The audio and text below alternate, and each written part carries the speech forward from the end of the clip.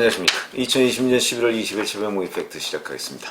오늘은 조국 전 법무부 장관 얘기 좀 해보겠습니다. 왜 그러냐면 본인 가족들의 그 펀드에 대해서 사실은 작년 인사청문회 직전에 뭐 기부 뭐 이런 얘기를 했었는데 오늘 그에 대한 반응을 보였습니다. 그래서 이거 오늘 반응은 자, 그 펀드가 이제 실질적인 수익 가치가 제로가 됐다. 그런데 그 여러 가지의 상황에 대해서 말씀을 드리겠습니다. 우선 조국 전 법무부 장관의 펀드가 문제됐던 게 작년 이제 장관 내정 직후였죠. 뭐 본인 정경심 교수가 뭐 펀드에 돈을 넣었다. 이것도 물론 뭐 공직자윤리법이나 이런 거에 위반된다. 뭐 이런저런 얘기가 있고 그거하고 별개로 사실은 이 블루코어 밸류업 1호라고 하는 것이 조국 가족 펀드다. 이런 주장이 있었습니다. 그게 왜 그러냐면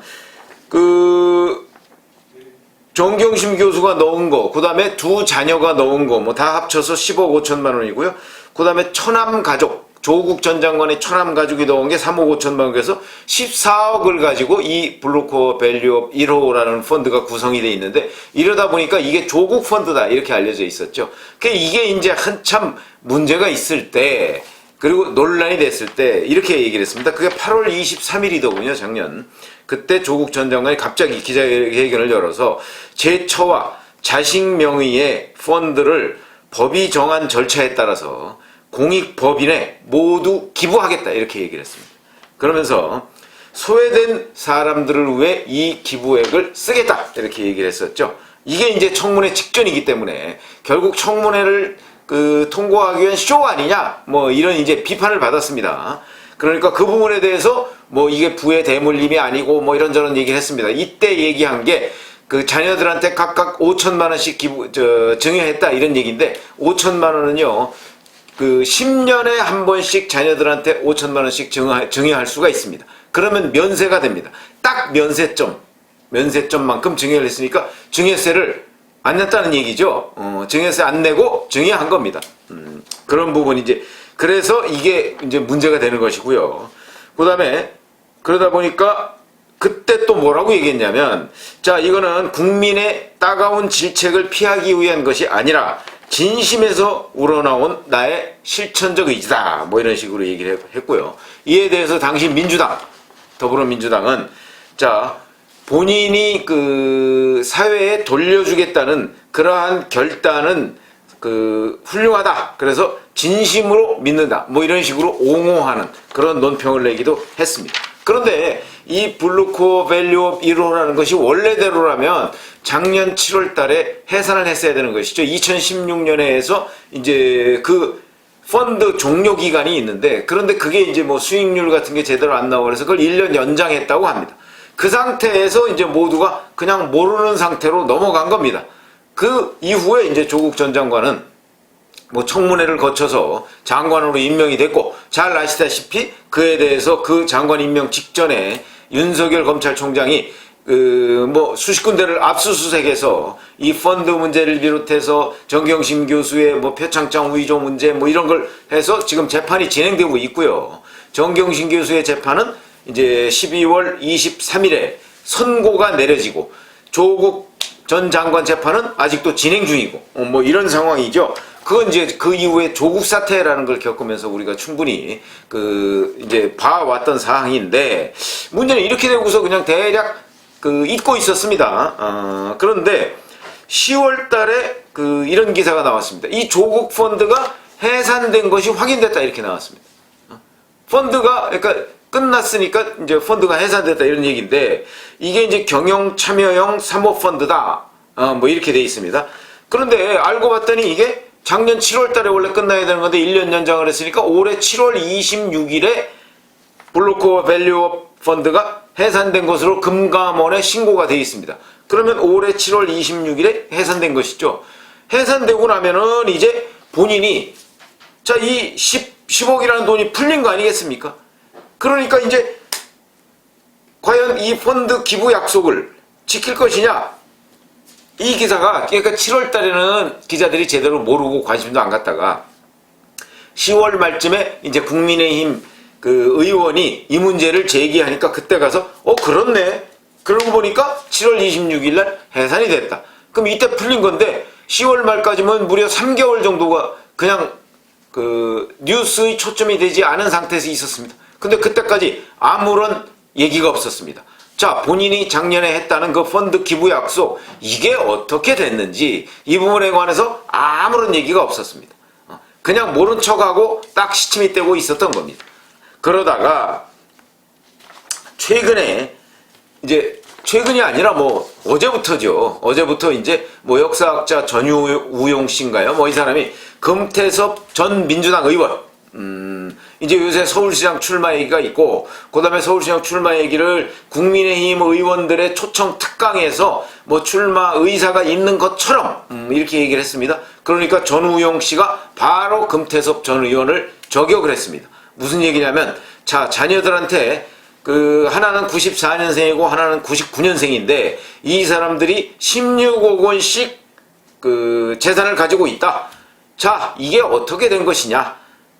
이걸 질문을 합니다.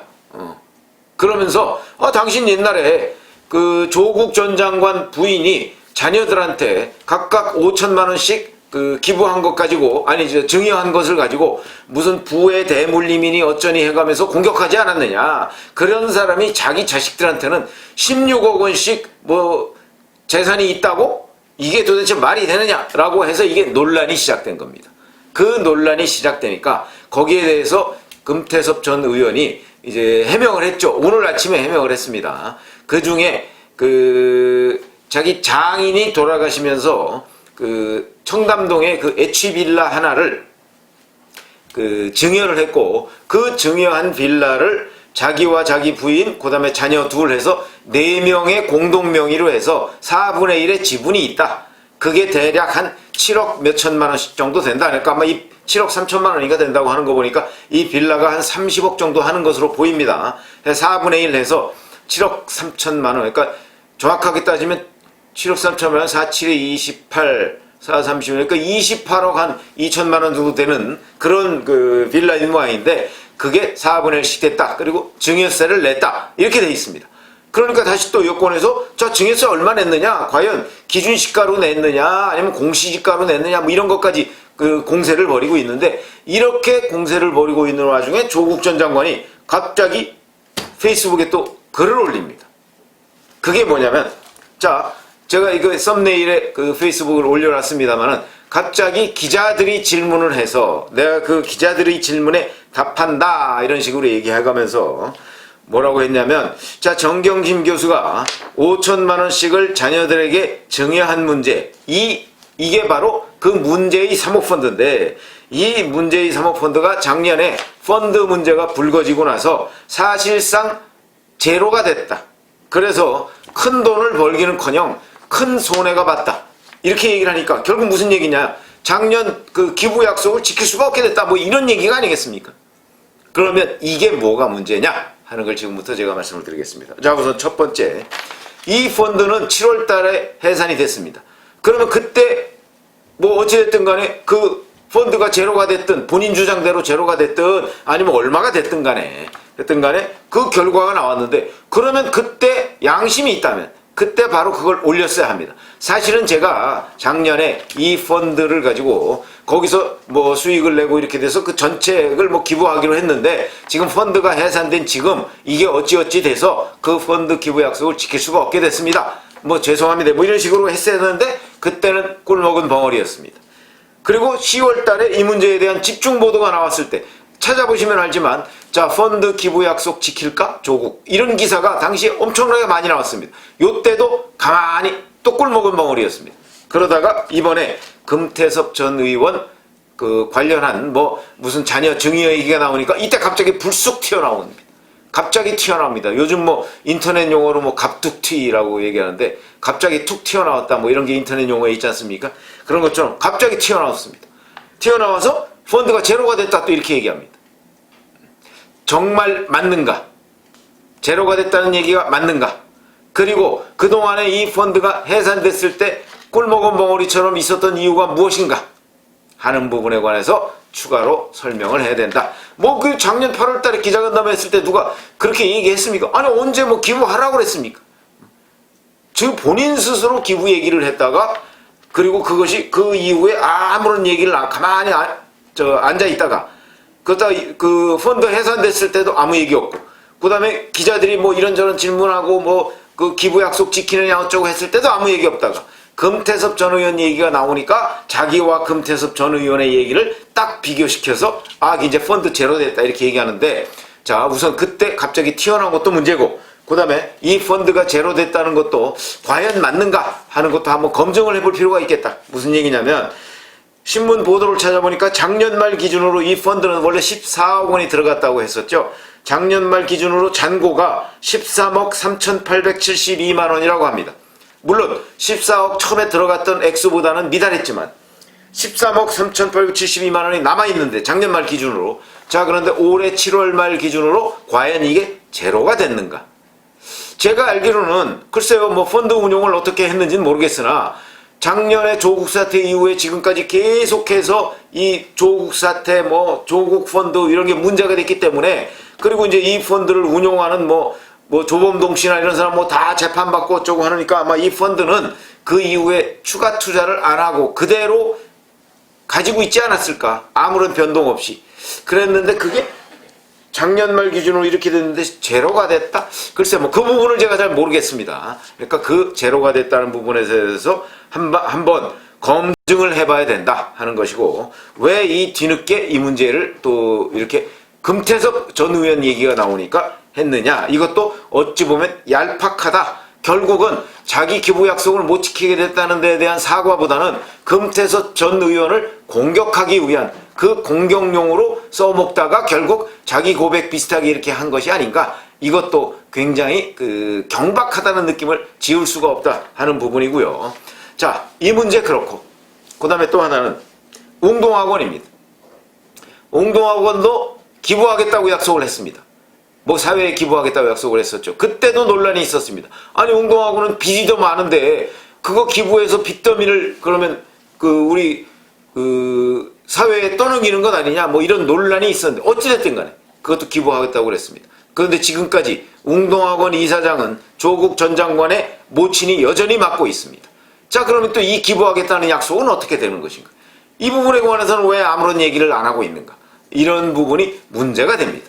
그러다 보니까 제가 지금 말씀드리고자 하는 것은 자 이런 그 일들 본인이 약속했으면 본인이 지켜 물론 뭐 조국 전 장관이 그래서 조적조란 얘기도 안 나오는 거 아니겠습니까? 본인이 약속한 부분을 지키지 않은 거 또는 본인이 말하고 다른 사람한테 주문했던 부분을 본인이 지키지 않은 거 뭐 이런 게 한두 가지가 아니니까 뭐 심지어는 뭐 책으로 한 권 써도 된다 뭐 이럴 정도니까 뭐 그 부분에 관해서 새삼 언급하고 싶진 않지만 어찌됐든 간에 본인이 약속한 부분에 관해서 본인이 스스로 자 실천할 수 없게 됐을 때는 어떻다 국민들한테 설명을 해줘야 되는 거 아닙니까? 적어도 공인이라면 전직 장관이라면 하는 그런 생각을 지울 수가 없고 그 다음에 그 이 펀드 문제뿐만 아니고 웅동학원의 문제도 어찌 됐는가 좀 설명을 해줄 필요가 있겠다 이런 생각이 들고 자 이제 법무장관을 그 내놓고 사실상 어찌 보면 자연인 조국 아닙니까?